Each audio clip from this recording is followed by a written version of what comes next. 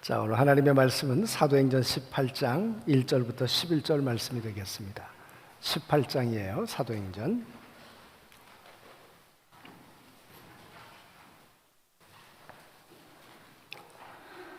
그 후에 바울이 아덴을 떠나 고린도에 이르러 아굴라라 하는 본도에서 난 유대인 한 사람을 만나니 글라우디오가 모든 유대인을 명하여 로마에서 떠나라 한 고로 그가 그 안에 브리스길라와 함께 이달리아로부터 새로 온지라. 바울이 그들에게 가매 생업이 같음으로 함께 살며 일을 하니 그 생업은 천막을 만드는 것이더라. 안식일마다 바울이 회당에서 강론하고 유대인과 헬라인을 권면하니라. 실라와 디모데가 마게도니아로부터 내려오매 바울이 하나님의 말씀에 붙잡혀 유대인들에게 예수는 그리스도라 밝히 증언하니 그들이 대적하여 비방하거늘 바울이 옷을 털면서 이르되 너희 피가 너희 머리로 돌아갈 것이요 나는 깨끗하니라. 이후에는 이방인에게로 가리라 하고 거기서 옮겨 하나님을 경외하는 디도 유스도라 하는 사람의 집에 들어가니 그 집은 회당 옆이라. 또 회당장 그리스도가 온 집안과 더불어 주를 믿으며 수많은 고린도 사람도 듣고 믿어 세례를 받더라. 밤에 주께서 환상 가운데 바울에게 말씀하시되 두려워하지 말며 침묵하지 말고 말하라. 내가 너와 함께 있음에 어떤 사람도 너를 대적하여 해롭게 할 자가 없을 것이니 이는 이 성중에 내 백성이 많음이라 하시더라. 1년 6개월을 머물며 그들 가운데서 하나님의 말씀을 가르치니라. 아멘. 찬양에 늘 감동이 있죠. 늘 감사드립니다. 늘 찬양대가 평강 가운데 늘 든든히 서가고 부흥되기를 다시 한번 기대하고 축복합니다. 아멘. 우리 또 몸이 아파서 못 하시는 분들도 있고 찬양대 하시다가 우리 임집사님 같은 경우가 그리고 또 부모님이 편찮으셔서 그동안 돌보시다가 또 복귀하신 분도 있고 그런데 우리 성도들뿐만 아니라 정말 찬양대도 늘 가정도 사업도 늘 평안하기를 주의 이름으로 축복합니다.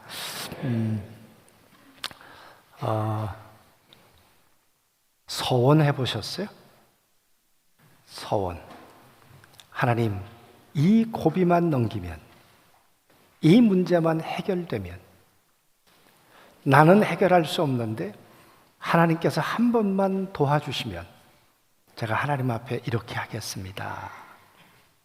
그런 마음의 결단을 하는 것을 소원이라고 우리가 하잖아요. 오늘 사실은 28장 얘기 가운데 보면 18절에 바울은 이렇게 얘기를 해요. 예전에 서원을 한 적이 있다. 그리고 그 서원을 갚기 위해서 머리를 깎았다. 그러면서 갱그리아 항구에서 이제 떠나는 장면을 볼 수가 있습니다. 바울은 도대체 어떤 이유 때문에 서원을 했을까? 그것이 오늘 이야기 가운데 있죠. 숨겨져 있습니다. 왜 바울은 하나님 앞에 그런 서원을 하지 않으면 안 될 만큼 두려움이 있었을까? 문제가 있었을까? 우리들의 삶 가운데도 살아가다 보면 도대체 내 능력으로는 해결할 수 없는 환경, 사람, 건강, 물질 이런 문제들이 우리에게 감정으로 다가와요. 두려움으로 다가와요. 그냥 두려움으로 끝나는 것이 아니라 이것이 어떤 땐 영적인 하나님하고의 관계도 파괴해요. 하나님이 계신데 이러실 수가 있을까? 내가 하나님을 위해서 지금까지 살았고 지금도 살려고 바둥거리는데 하나님이 왜 나의 삶 가운데 이 고난을 허락하시는가? 그래서 정말 때로는 내게 주어지는 환경이 두려움을 넘어 하나님하고의 영적 관계가 파괴되고 그래서 하나님 앞에 두 손을 내어 적고 싶을 때도 없지 않냐 그 말이에요. 과연 그때 어떻게 해야 되는가? 하나님 나 포기하겠습니다 이렇게 말해야 하는가? 아니면 하나님, 여기서 하나님이 한 번 이 고비 가운데 하나님의 능력으로 하나님 나를 지켜달라고 그렇게 고백해야 하는가?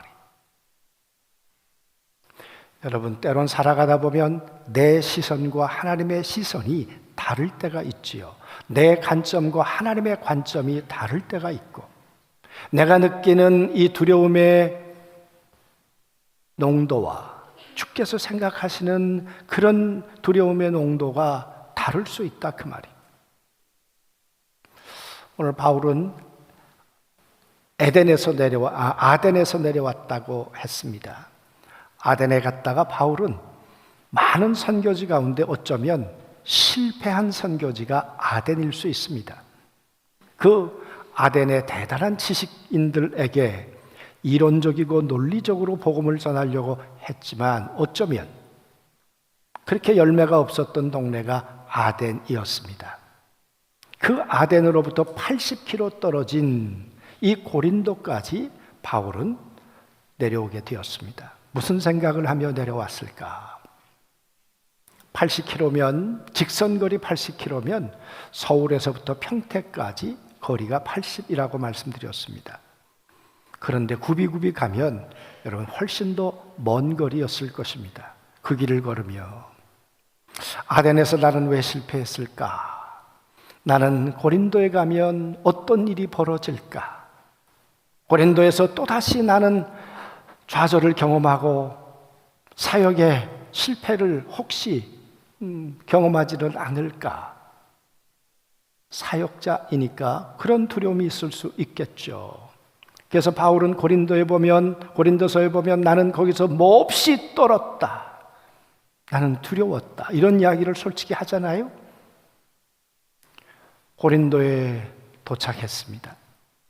고린도라는 도시가 만만하지 않은 도시입니다. 잘 나가던 도시였는데 폐쇄해버렸죠. 그러다가 예수님 오시기 40여 년 전에 다시 이 도시를 복구를 해서 바울이 여기에 갈 때가 51년에서 53년경이니까 그러니까 약 100년 정도 된 신흥 도시입니다. 항구 도시고요. 저 동쪽으로는 갱그리아라는 항구가 있고요. 서쪽으로도 또 하나 항구가 있습니다. 이 도시는 항구 도시이다 보니까 풍요로워요. 그리고 항구 도시다 보니까 우상이 많아요. 여러분 부산에 가보셨습니까? 뭐 조금 더 과장해서 말하면 한 집 걸로 하나 깃대 꼽아놨잖아요. 배 타러 나갈 때 얼마나 두렵겠습니까? 그러니까 제의를 지내기도 하고 도와달라고도 하고. 어느 목사님이 신방을 했는데 그 신방했는데 그 사무실이 배를 타시는 분이었는데 거기 부처님 사진도 예수님 사진도 같이 붙여놨더래요. 그래도 저건 좀 심하지 않냐? 그래도 예수님 믿었으면 하나 띄워야 되지 않냐? 그랬더니 아유 급할 때 부르면 성질 급한 분이 도와주시겠죠? 그랬다는 거 아니야? 항구 도시가 그렇단 말이에요. 항구가 배를 탄다는 것이. 여러분 온 언덕마다 신전이 있었습니다. 신전의 뿌리는 아스타롯이라고 하는 여신, 바알이라고 하는 풍요의 신, 그런 신들을 섬기기 위해서 신전을 만들어 놓고 그 신전 안에는 종교를 빌미 삼아 여사제들이 있었는데 여사제들은 공식적인 창녀들입니다. 그러니까 종교라는 이름으로 신전에 와서 성매매를 하는 것입니다. 여러분, 이렇게 혼란하고 타락한 도시가 바로 고린도였습니다. 여러분, 바울이 이곳에 와서 내가 복음을 전해야 되겠다 포기했을까요? 아니었을까요? 바울은 이 도시에 와서 또 그는 하나님의 말씀을 전하기 시작했을 거예요. 어디에서? 늘 회당에. 이 고린도에 회당이 있었습니다. 그래서 회당에 가서 바울은 안식일마다 바울이 회당에서 강론하고 유대인과 헬라인을 권면하니 그래. 그 가운데 회당에는 유대인들이 있었고 그리고 하나님을 두려워하는 헬라인들도 함께 있었는데 그들에게 하나님의 말씀을 강론했어요. 설교했단 이야기죠. 여러분, 그랬더니 어떤 반응이 일어났을까요?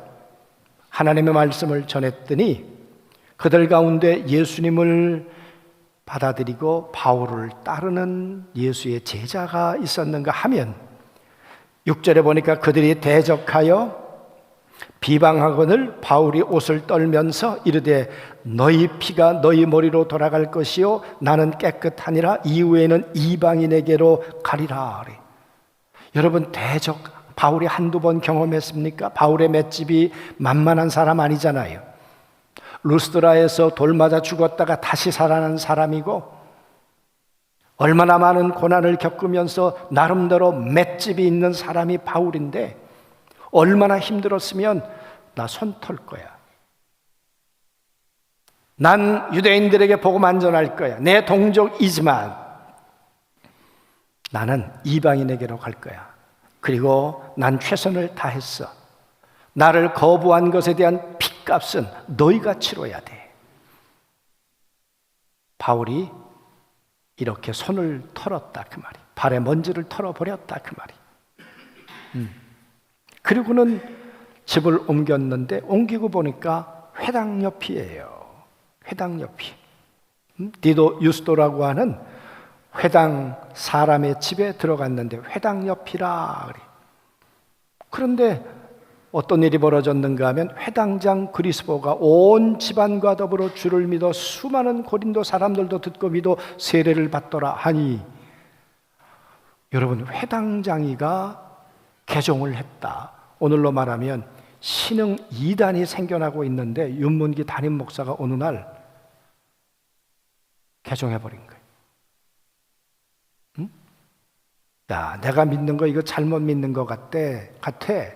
그리고 내가 바꿔버렸어요. 그러면 여러분, 회당에 있었던 사람들은 얼마나 당황할 거예요. 회당장이 개종을 해버렸으니까. 회당장이가 개종하는 것을 보며 많은 사람들이 믿고 세례를 받는 일이 있었어요. 감사한 일이죠. 그런데 여러분, 호사다마라고 이런 하나님의 역사가 있었는데 사단은 홍일이었을까요? 아니었겠죠. 대적하고 대들었겠죠. 얼마나 힘들었는지. 어떤 내용인지는 말하고 있지 않지만 그 다음 구절에 보면 이렇게 말합니다. 주께서 환상 가운데 바울에게 말씀하시되 두려워하지 말고 침묵하지 말고 말하라. 그 말은 두려워했다는 이야기고, 더 이상 나는 전도하지 말아야 되겠다. 내가 더 이상 하나님의 말씀을, 예수 그리스도의 복음을 전했다가는 내가 여기서 살 수 없겠다. 그런 생명의 위협을 느꼈다는 거 아니겠습니까? 나는 더 이상 못해. 그리고 바울이 떠나려고 했다는 거죠. 그런데 하나님이 환상 가운데 나타나셔서 바울아, 잠잠하지 마라. 침묵하지 마라. 내가 너에게 부탁했던 하나님의 복음의 말씀을 전해라. 그러면서 이렇게 약속하세요. 내가 너와 함께 할게. 어떤 사람도 너를 대적하여 해롭게 할 자가 없을 것이니, 그 말은 바울을 해할 자들이 뺑 둘러 있었다는 거죠. 바울을 박해하고 괴롭히는 사람들이 한둘이 아니었다는 거죠. 그런데 하나님께서 바울에게 내가 너 지킬 거야. 내가 너 보호자야. 내 눈에는 저들만 보이지만 아니야. 내가 너를 지켜줄 거야. 내가 너의 품이 돼줄 거야. 내 품은 안전해. 그 말씀 아니시겠습니까? 그러면서 하는 말이, 이 성중에 내 백성이 많음이라. 바울이 생각할 땐 이 악하고 음란하고 이 죄 많은 도시에 무슨 예수 믿는 사람들이 전도한다고 열매로 돌아올 것인가?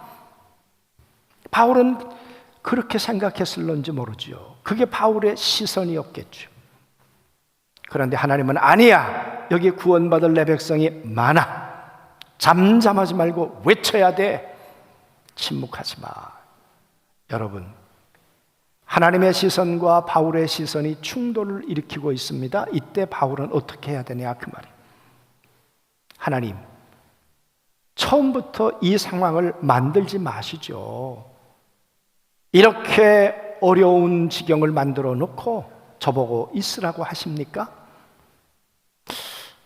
하나님, 저는 이제 못하겠습니다. 제 건강도,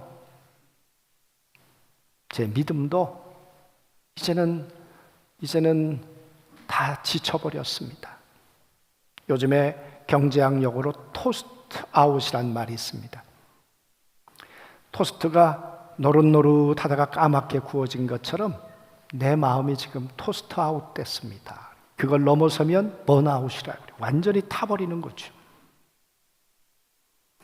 하나님, 나 못하겠습니다. 근데 하나님이 여기 내 백성이 많다니까? 여러분이라면 어떻게 하시겠어요? 하나님, 내년에는 절대로 찬양대 안 합니다. 하나님, 내년에는 절대로 목자 못하죠. 교사요?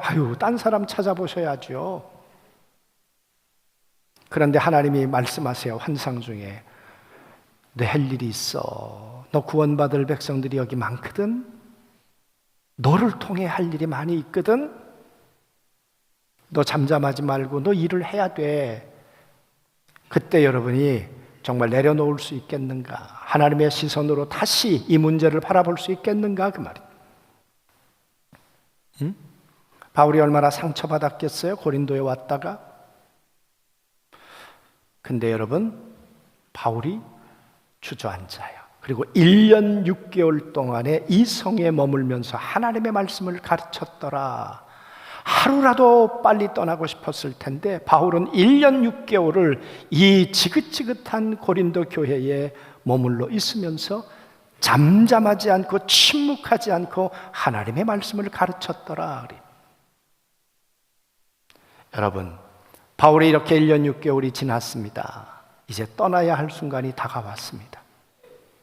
그리고 1년 6개월의 자기의 고린도의 삶을 돌이켜보는 거죠. 하나님이 어떻게, 정말 나는 떠나고 싶었는데 하나님께서 머물러라. 내가 너와 함께 하겠다. 너를 해할 자가 없다. 그렇게 말씀하셨던 하나님이 정말 어떻게 나와 함께 하셨는가? 그 하나님이 어떻게 나를 지켜주셨는가? 2절에 보니까 브리스길라와 아굴라가 로마로부터 왔다. 그때 로마의 황제가 글라우디오입니다. 글라우디오가 로마에 있는 예수 믿는 사람들을 다 추방했습니다. 그래서 난민이 되어서 고린도에 와 있었던 사람이 브리스길라와 아굴라예요. 이 사람이 천막을 만드는 사람이에요. 그냥 조그만 텐트가 아니고 군용 텐트, 5, 60명, 100명 정도 되는 큰 텐트, 그런 텐트였다 그래요. 그런데 여러분, 유대의 랍비들은 자기가 할 수 있는 직업을 하나씩 가지고 있거든요, 기술을. 근데 바울이 텐트를 만드는 사람이에요. 고린도에 왔어요. 동업자예요. 일이 같아요. 업이 같아요. 그래서 브리스길라 아굴라 집에 머물면서 함께 일하면서 브리스길라에게 복음을 전하면서, 여러분, 바울은 나중에 뭐라고 고백합니까? 로마서에 브리스길라와 아굴라는 나를 위해 생명을 내어놓을 만한 사람이다. 바울이 지나고 보니까 하나님께서 이 고린도에 있는 동안에 내 시선으로는 더 이상 구원의 소망이 없는 것 같아서 떠나고 싶었는데 하나님이 머물라고 하셔서 머물렀더니 브리스길라와 아굴라 같은 나를 위해 생명을 내어놓을 수 있는 이런 사람을 만나게 해주셨어요. 여러분, 1년 6개월 고린도에 있었던 자기의 삶의 열매 가운데 하나 있죠. 그러더니 오늘 여기 말씀해 보면 실라와 디모데가 마게도니아로부터 내려와요. 여러분, 바울과 실라가 아니 실라와 디모데가 떨어져 있었는데 거기서부터 내려와요. 내려왔는데 그냥 내려온 게 아니고 빌립보 교회가 바울을 위해서 선교 헌금을 한 거예요. 그래서 말씀에 붙잡혀 바울이 하나님의 말씀을 예수는 그리스도라고 전했다, 이 말은 무슨 얘기냐 그러면, 전에는 일을 하면서 밤낮으로 일을 하면서 짬을 내서 쉬는 시간에 복음을 전했는데, 이제는 선교 헌금이 주어지고 이런 걸 통해서 전심으로 말씀을 붙들고 이제 전도를 하고 가르칠 수 있었다, 그 말이. 여기 머무는 동안에 내가 어떻게 살아가지? 하나님이 실라와 디모데를 빌립보 교회 헌금을 가지고 오게 한 거예요. 하나님이 이곳에서 날 지켜주셨구나. 하나님이 나를 보호해 주셨구나. 해할 자가 없다고 하더니 하나님이 먹이시고 입혀주셨구나. 그리고는 여러분, 유대인들이 로마 법정에다가 고발을 합니다. 바울이 변론을 합니다. 그런데 갈리오라고 하는 아가야의 총독이, 이 고린도 지방을 아가야 지방이라 그래요. 이 아가야 안에 고린도가 있는 거예요. 이 아가야 총독이 이야기를 가만 듣더니 기소유예, 기각을 시켜버려요. 종교 문제는 니네가 알아서 해, 나한테 가지고 오지 마. 여러분, 바울이 종교 이 재판을 받으면서 내가 또 법정에서 또 감옥에 들어가야 되나? 그런데 하나님이 해할 자가 없을 거야. 그러더니 법정에서도 하나님이 지켜주셨어. 아멘. 그러더니 여러분, 이 분노한 사람들이 17장에 보면 모든 사람이 회당장 소스데네를 잡아 법정 앞에서 때리되 그래. 여러분, 이 매를 바울도 맞아야 되는데 바울은 안 맞았대요. 이 소스데네가 회당장이었대요. 이 회당장이 이 매를 맞아요. 왜 맞았을까요? 고린도전서 1장 1절에 보면 바울이 고린도에 편지를 쓸 때 바울과 소스데네가 함께 글을 써요. 회당장이가 예수를 믿은 거예요. 고린도에 있는 동안에 하나님이 주신 열매예요. 사랑하는 성도 여러분, 하나님이 그래서 머물라고 하셨어요. 내가 책임질 거니까. 여러분은 우리가 가는 길을 아시고 인도하시는 분이 하나님이세요. 우리의 시선은 앞만 봐요. 그러나 하나님의 시선은 넓고 깊게 봐요. 하나님이 말씀하시면 책임지신다니까요. 그런 사람을 주책이라고 한다고 그랬죠. 주가 책임지는 사람. 여러분, 하나님이 말씀하시는데 아니야, 내 생각대로 갔던 사람이 하나 있죠. 아브라함. 전쟁이 끝났어요. 11조를 드릴 만큼 감격스러운 전쟁이었어요. 그런데 15장에 들어오면서 아브라함이 두려워해요. 하나님이 나타나셔서 이렇게 말씀하시죠. 아브라함아, 두려워하지 마. 내가 너의 방패야. 칼끝이, 창끝이 내 심장을 겨누는 것 같아서 두렵지? 잠이 안 오지? 내가 내 방패가 되어줄 거야. 아브라함이 그 하나님을 만나고 이렇게 고백합니다. 하나님, 내게 또 하나의 고민이 있는데 후계자가 없습니다. 아니, 하늘의 별처럼 많이 줄게. 바다의 모래처럼 내 후손이 많아질 거야. 두려워하지 마. 여러분, 아브라함은 눈앞의 것만 봤지만 하나님은 몇백 년 후를 보시는 분이 하나님이세요. 그런데 아브라함이 16장에 가면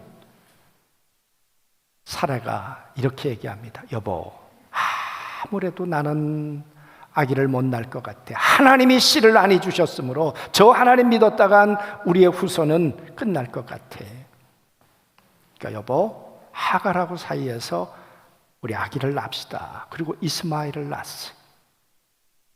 여러분, 하나님의 시선으로 문제를 본 건가요? 아니면 사라의 시선으로, 인간의 시선으로 문제를 바라본 건가요? 인간의 시선으로 바라보다가 이스마엘을 낳았어요. 이스마엘 때문에 행복했습니까? 그리고는 세월이 지나요. 13년이란 세월이 지나요. 그리고 하나님이 아브라함에게 침묵하셨다가 나타났어요. 그리고 이렇게 말씀하세요. 아브라함, 나는 엘샤다이, 전능한 하나님이야. 내가 못할 것 같아? 너 내년 이맘때 아기가 있을 거야. 100세에 이삭을 낳았어요. 두려워하지 마라. 그런데 아브라함은 두려움 속에서 이스마엘을 생산했는데, 두려워하지 마라, 내가 너와 함께 한다고 하시더니 100세에 이삭을 낳았어요. 여러분, 이삭의 이름의 뜻이 웃음이잖아요. 이삭 때문에 사레가 품에 이삭을 안고 젖을 먹였어요. 그리고는 하나님께서 이렇게 말씀하세요. 이스마엘을 쫓아내. 통곡하며 슬피 이를 갈며. 여러분, 이스마엘을 쫓아냅니다. 내 시선으로, 내 감정으로, 내 느낌으로 행동하는 것은 슬픔을 가져와요. 그러나 하나님의 음성을 듣고 하나님의 시선으로 따라가면 기쁨이 돼요. 바울, 두려웠어요. 정말 고린도 떠나고 싶었어요. 그런데 하나님께서 이 중에 내 백성이 많다니까 염려하지 마. 내가 너와 함께 있을 것이고 내가 너를 해하지 못하도록 지켜줄 거야. 그런 세월 16개월, 1년 6개월이 지나고 난 다음에 돌이켜보니까 하나님은 살아계세요. 하나님은 위대하세요. 하나님은 내 보호자세요. 그래서 그 하나님 앞에 서원했던 머리를 깎으면서 하나님 감사해요. 하나님, 내가 하나님 앞에 내 생각을 내려놓을 수 있었던 것도 감사하고, 지나고 보니까 브리스길라와 아굴라를 나보다 먼저 앞서 보내신 분이 하나님이시고, 실라와 디모데를 통해 빌립보 교회를 통해 헌금을 주신 분도 하나님이시고, 소스테네를 통해 내 동역자가 동역자가 되게 해 주신 분도 하나님이시고, 하나님, 이 고린도가 주님의 품이었어요. 주님의 사랑이고 주님의 능력이었어요. 사랑하는 성도 여러분, 우리가 살고 난 다음에 우리 뒤를 돌아보면 어떤 흔적이 남을까요? 바울은 가는 곳마다 교회가 세워지고 가는 곳마다 하나님의 사람들이 세워졌어요. 어렵고 힘들었지만 그러나 바울의 능력으로 한 것이 아니라 하나님이 함께 주셨던 열매인 줄로 믿습니다. 뒤를 돌아보면 걸음마다 자국마다 다 죄뿐일 수도 있지만 돌아보면 하나님의 시선이 내 삶을 책임지고 인도해 주셔서 거기에 구원받은 영혼, 거기 생명 얻은 사람들, 그리고 나를 향한 동역자들이 하나님에 의해서 열매로 맺게 해 주실 수 있는 분도 하나님이시죠. 그것이 감사해서 오늘 머리를 깎는 거죠. 여러분, 힘들고 어려울 때 우리가 하나님 앞에 서원할 수 있습니다. 그런데 그 소원이 하나님에 의해서 이루어졌다면 감격스럽게 하나님 앞에 소원을 갚고 하나님의 이름으로 다시 출발하는 하나님의 사람들이 될 줄로 믿습니다. 믿음은 내 시선이 아니에요. 믿음은 하나님의 시선으로 의지하고 살아가는 것이에요. 그런 우리 사랑하는 모든 성도들 되시길 주님의 이름으로 축복합니다. 아멘.